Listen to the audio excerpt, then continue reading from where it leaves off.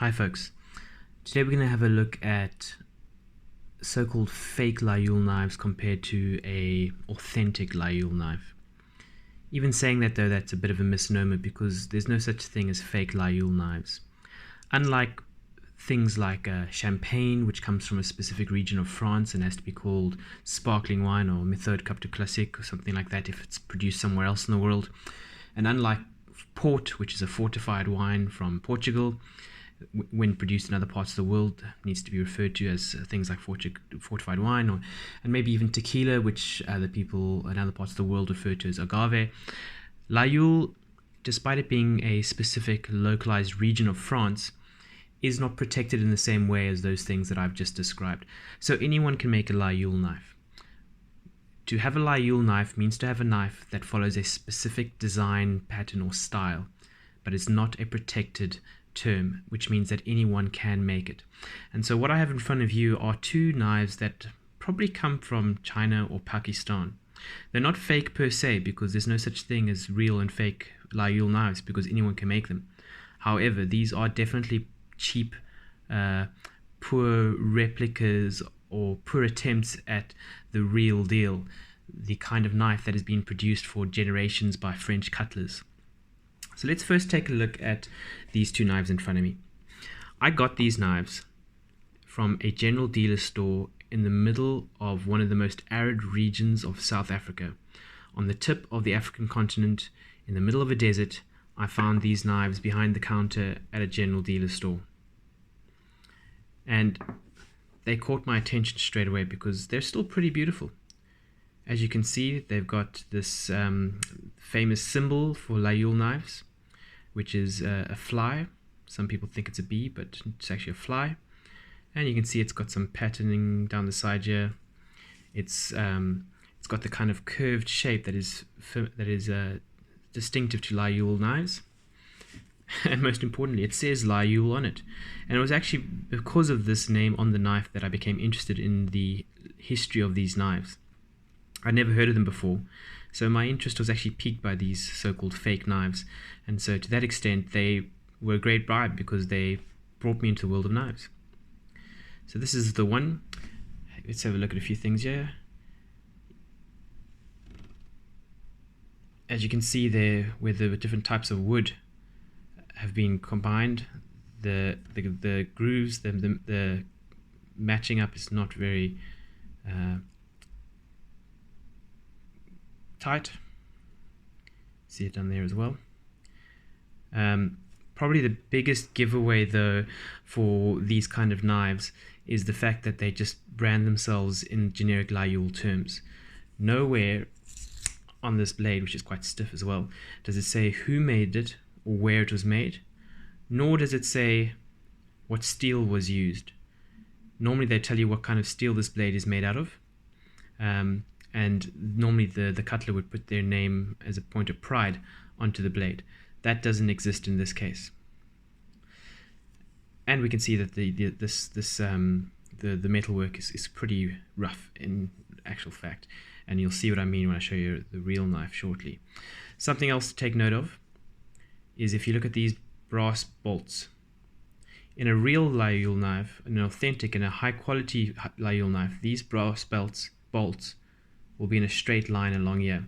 Notice this one that's holding the corkscrew, it's off center from the rest. It's off center from the rest because the process required that high quality Laguiole knives go through has too many steps involved for these low quality knives. And it's shorter and easier for them to just add a single bolt up here than to go through the more involved process that the high quality knives go through. And so having the bolt off center is also a giveaway. It's also not 100% given, but most authentic knives will also have a bolt in the shape of a cross on one side of the handle at least. And that can be a symbol of an authentic knife, although also easily copied.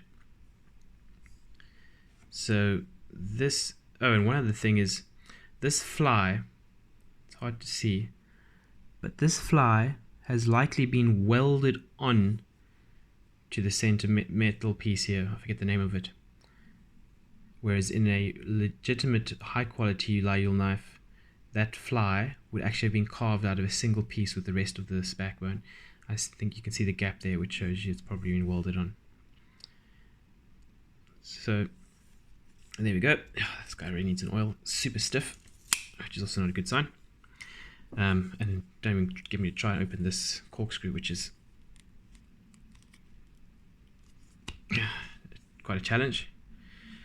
Notice it also doesn't sit at 90 degrees. So all in all, not a particularly well balanced knife.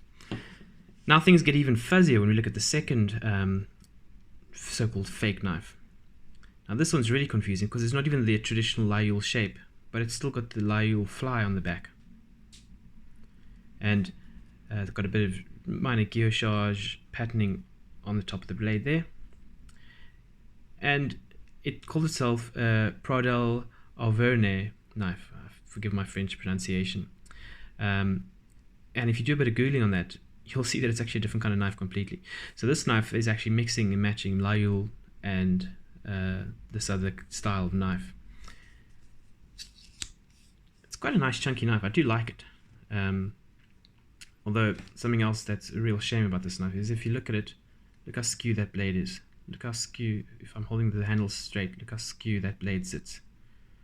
So really not a good sign of high quality workmanship.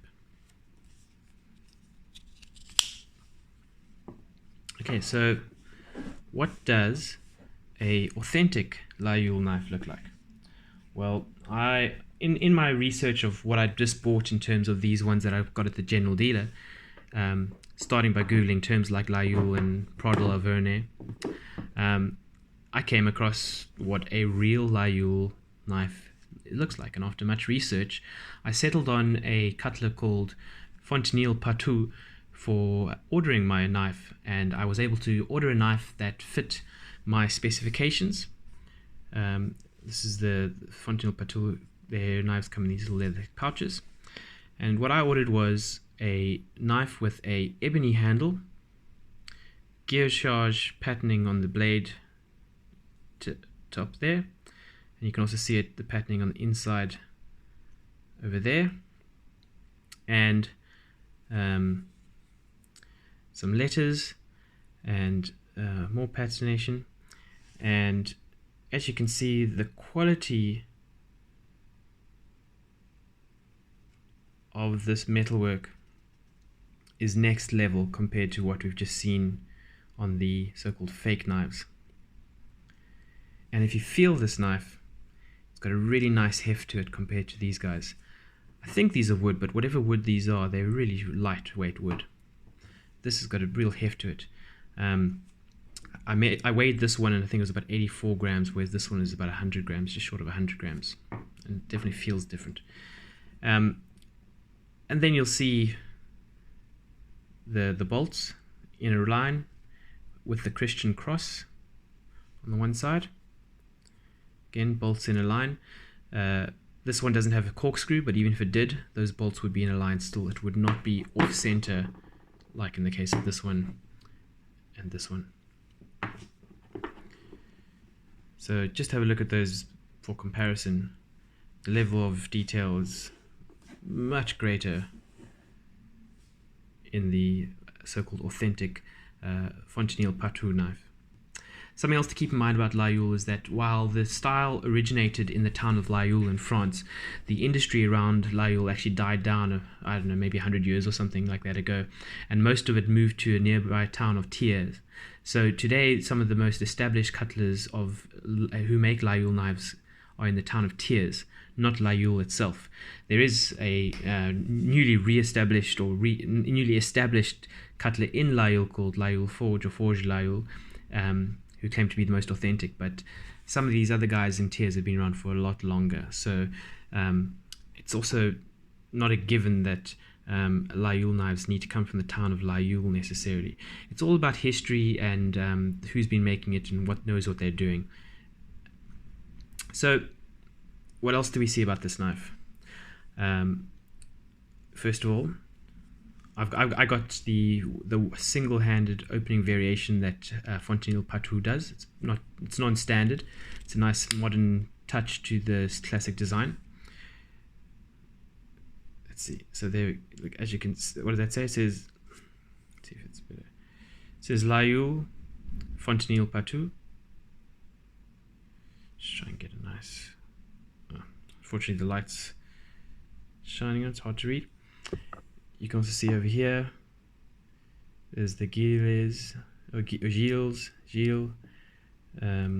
standard, or signed, handmade in France, and that says the blade stock, which is 14C28N, and there's a bit more guillochage patterning on the inside.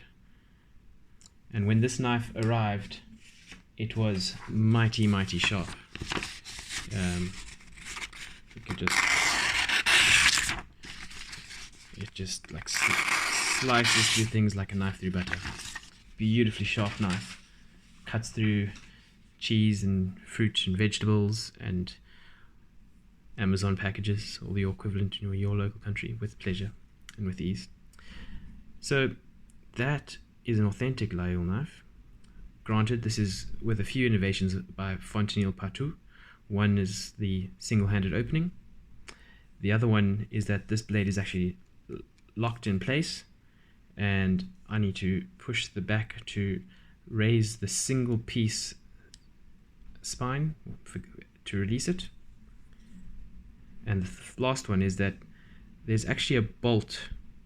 It's hard to see, but in there is a bolt that connects with the bottom of the blade here and stops it from the blade from hitting the back of the handle inside, which means that it prevents the blade from being dulled every time it opens and closes. So there's some really neat little innovations that Fontinelle Pataud does, and that sound is just a real pleasure. Really solid knife. And while these guys caught my attention, and they are pretty in their own right, and I can thank them for introducing me to knives, they don't hold a flame to the craftsmanship and the materials used in this one. So hopefully I've hit all the marks in terms of how do you spot a cheap entry-level so-called fake Laguiole knife versus a high-end authentic knife made by a French cutler from the greater region where Laguiole knives originated. Ciao.